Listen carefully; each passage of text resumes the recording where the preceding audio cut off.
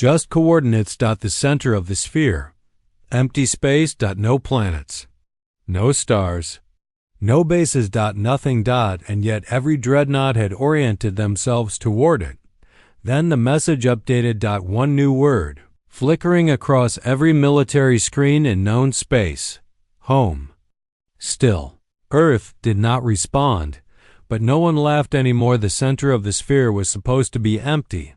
That's what every galactic archive confirmed.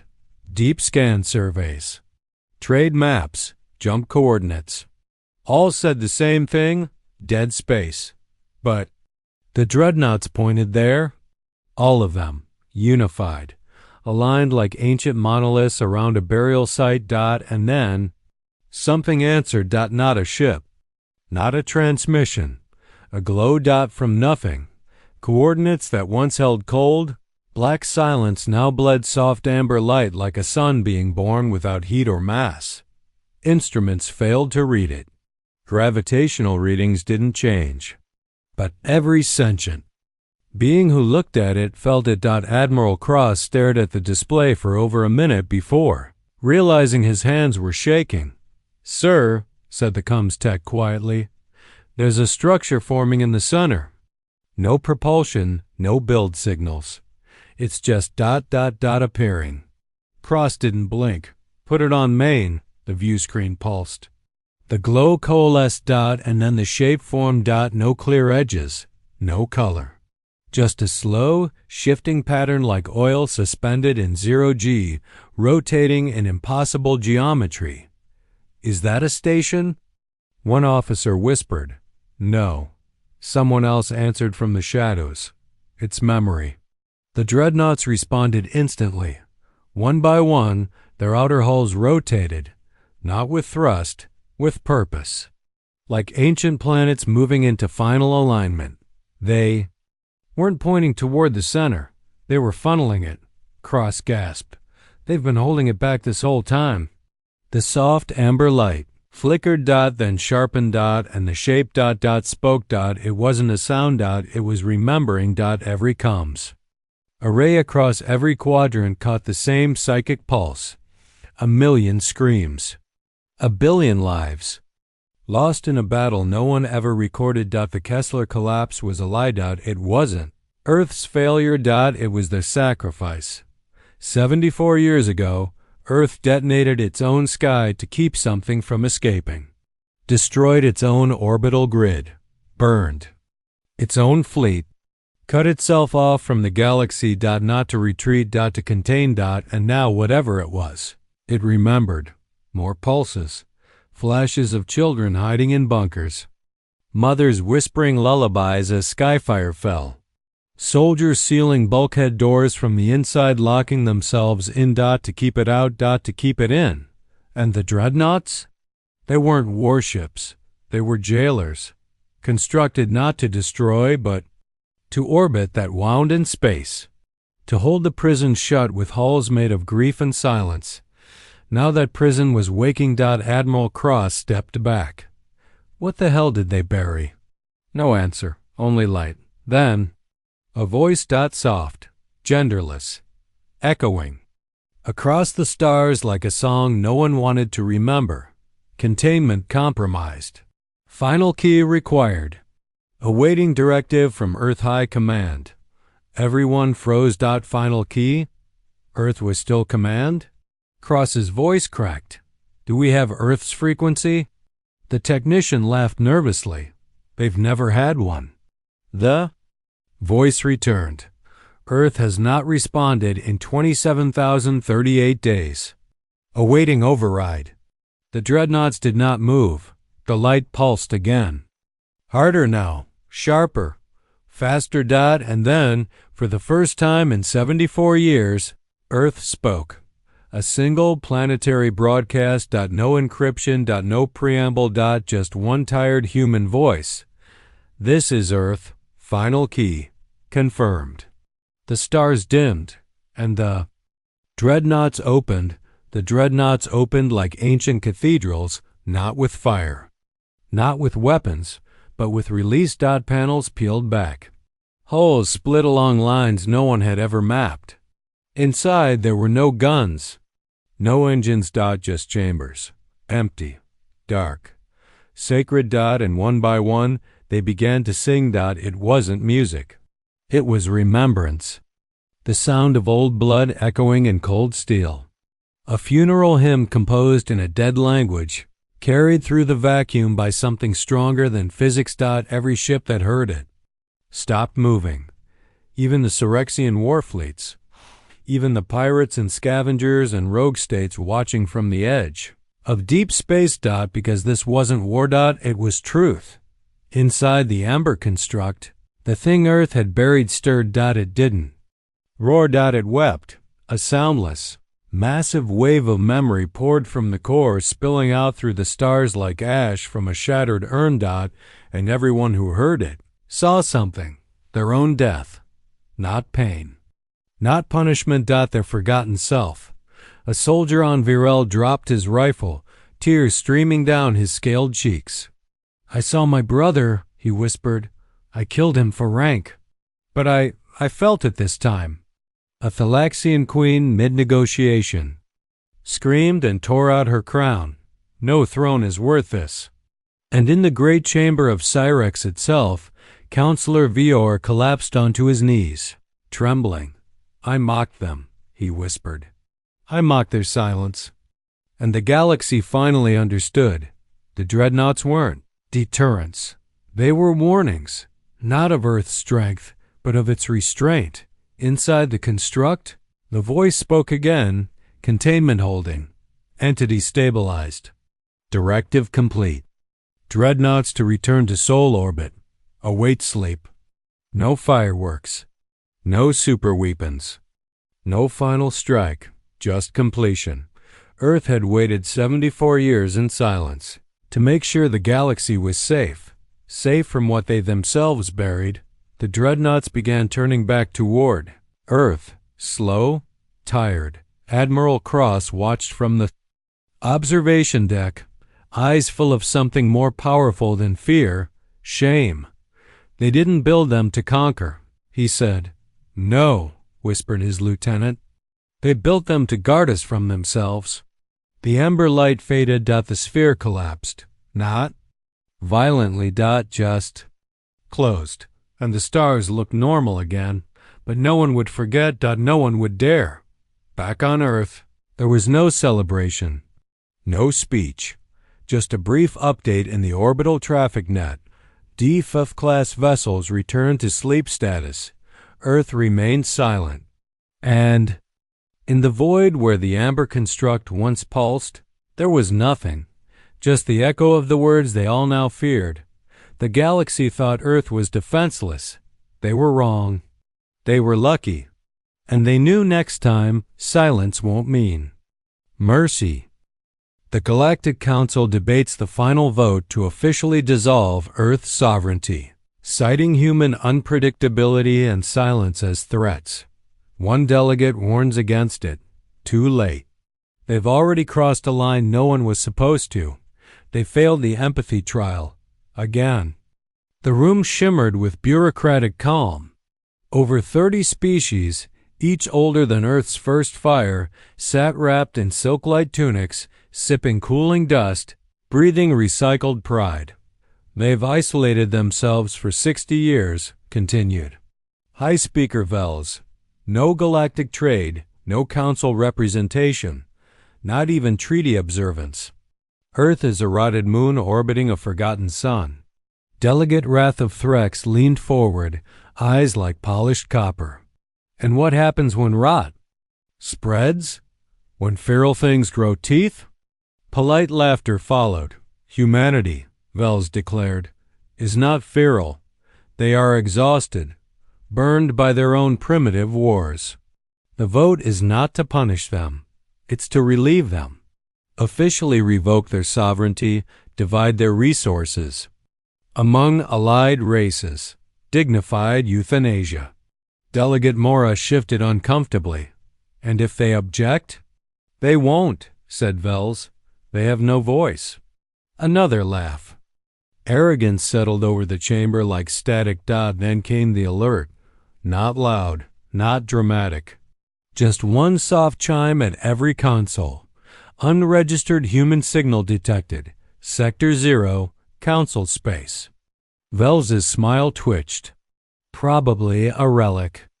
A probe drifting too far. But Delegate Wrath was already reading. His voice dropped. This is a crude vessel. Silence. Impossible, muttered Mora. Humans haven't left Sol in decades. The display flickered. The Council's central holomap shifted, focusing on the exact coordinates. One ship. Human IFF tag. No escort. No message. Just. They're moving toward them. What class? Vels asked. The text swallowed. Unknown. In the Council's high orbit, military platforms turned toward the anomaly. No challenge was issued. None received. They scanned it. Once. Twice. Then stopped scanning entirely, because the ship responded. Not with fire. Not with light, but with a phrase, transmitted in every council. Language simultaneously. Line crossed. Response inbound. They thought it was a bluff until the stars behind the human. Vessel bent. No one blinked. No one breathed, because one ship became 5. 5 became 20.20. Became DREADNOUGHTS. Silent.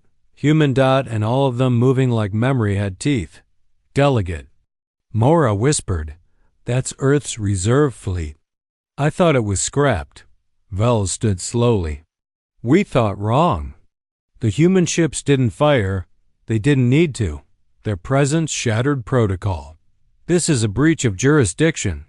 Vels shouted, voice cracking under pressure. This is a declaration of the central screen updated. Council. Action. Revocation of human sovereignty. Vote passed. 28-3. They had just finalized it. The humans were watching, and now they were answering. Vels sat down, heart pounding. They warned us, Wrath said, his voice low, shaking. They warned us with silence.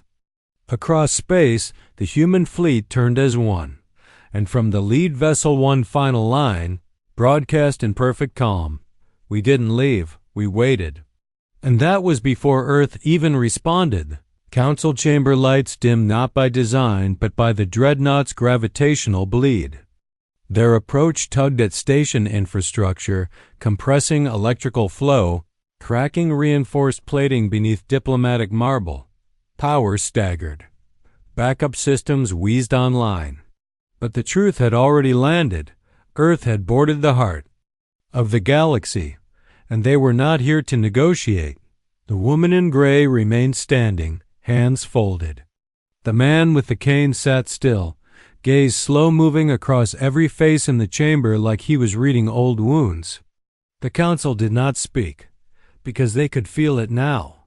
This was not a protest. This was verdict delivery. Delegate. Mora finally broke. You're condemning us for history. That's not how peace survives, the man blinked. Peace doesn't survive, it's built. Or it's buried. Mora stepped forward. Some of those images, some of those decisions, they weren't approved. We didn't vote for every strike.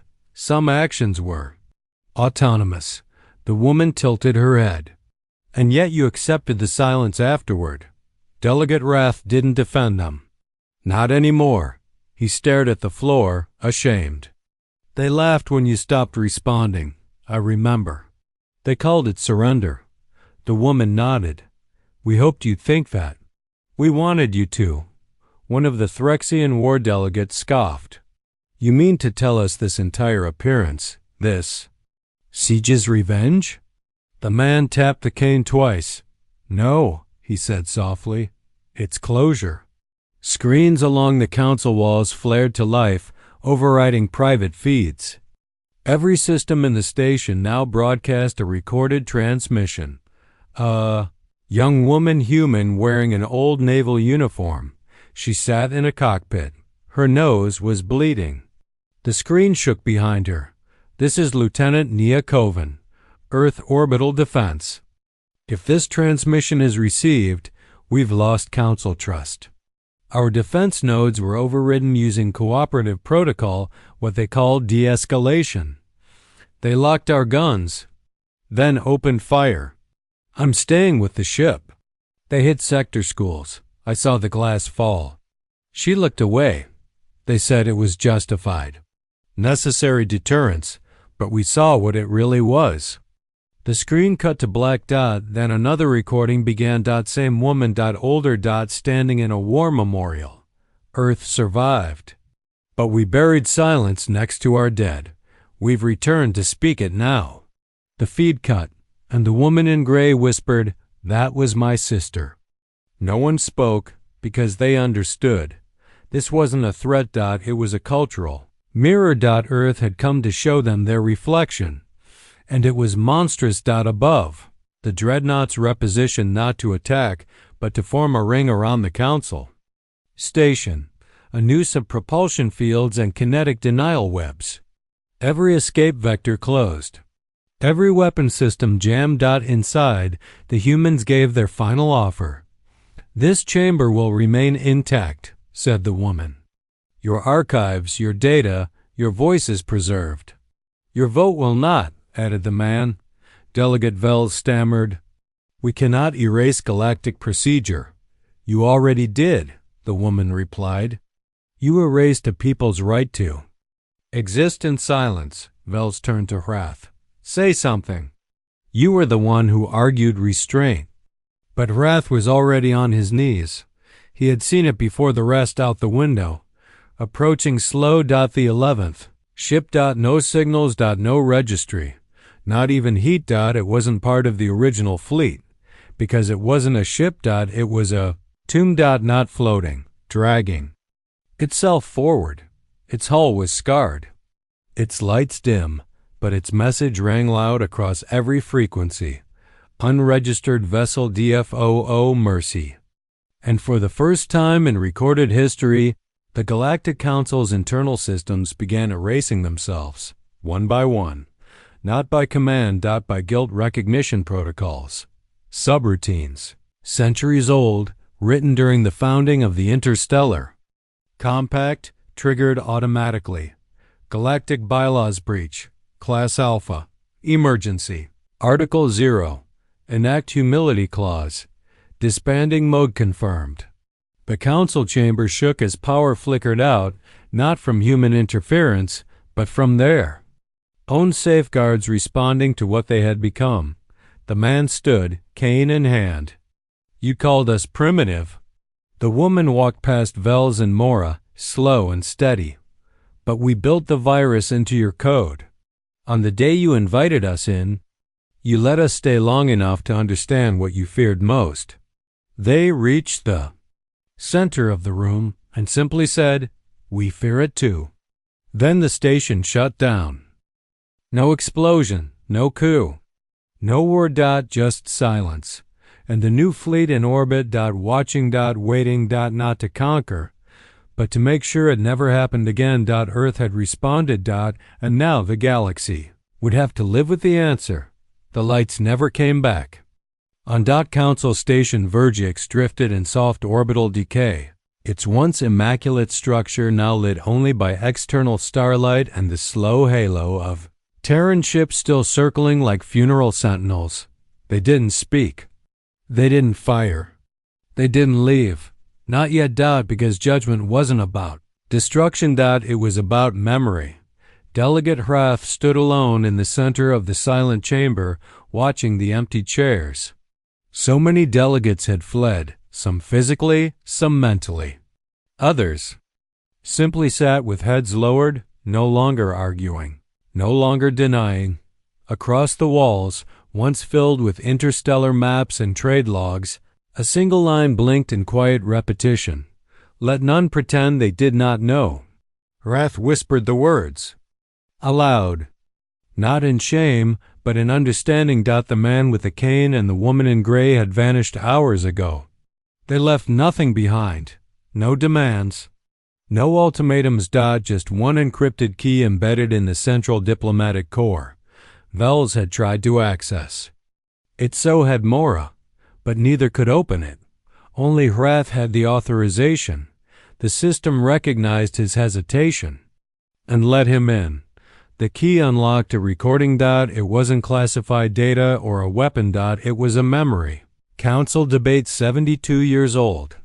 A vote to authorize containment enforcement against Earth after its refusal to integrate fully into galactic economy mandates.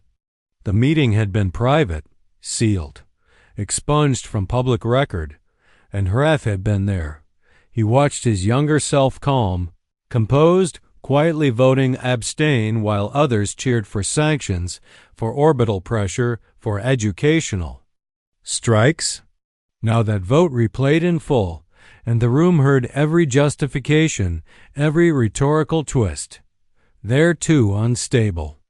They resist peace through integration. They don't trust collective order. Then a younger Vels's voice. Let us burn out the disease before it spreads. The silence after hit harder than any dreadnought. Because now the words echoed. In ruins, Hrath stepped forward and spoke to no one in particular. Earth could have crushed us. They didn't. They showed us who we were, who we still are. He turned to Mora, who had remained, face pale, shoulders stiff. They didn't retaliate. They revealed. Mora didn't answer, but tears sat in the corners of her eyes. Outside, one of the Terran dreadnoughts shifted slightly in orbit, not toward the station. Away from it. It was preparing to leave. For the first time in 4 days, a council comes ping chirped, encrypted, short. From Earth. No live voice, just a closing statement. We do not want your space. We do not want your rule. We wanted silence. You took even that, so now we have returned it.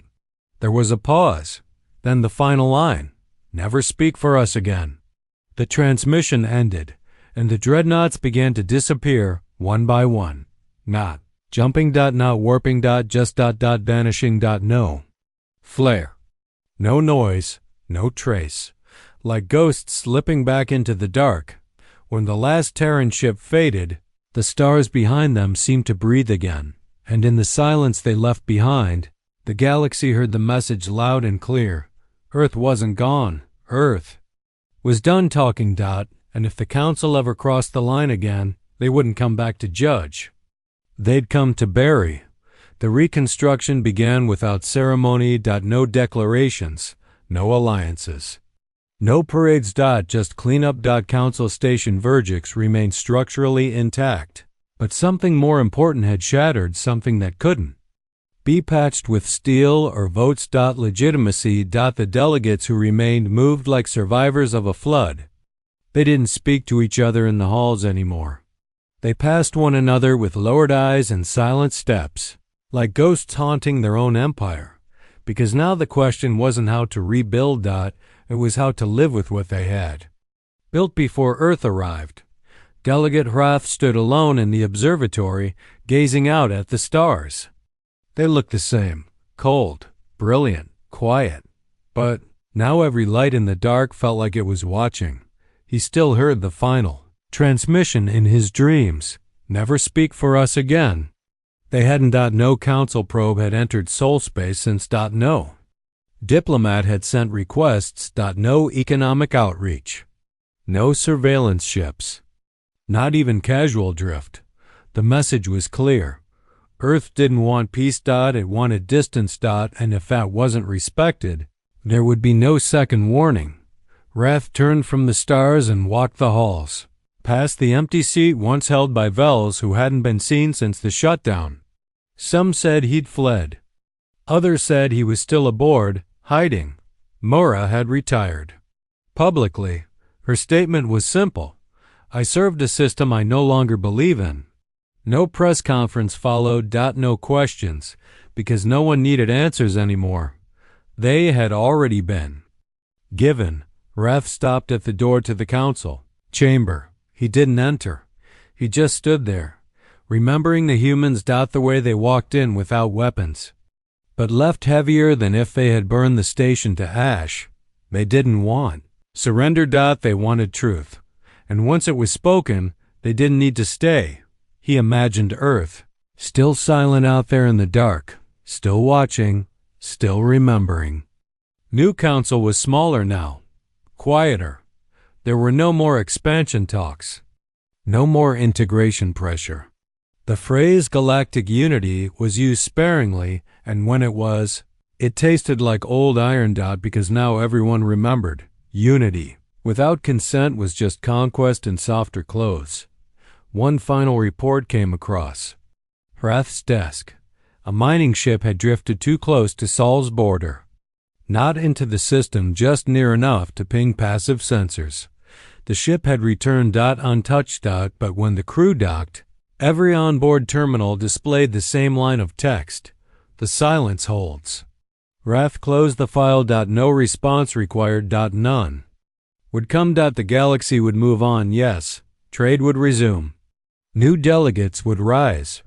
Old wounds would scar. But deep in every species' collective memory, one truth had carved itself like stone. Humanity had asked for silence. The Council crossed the line. And in return, humanity didn't start a war.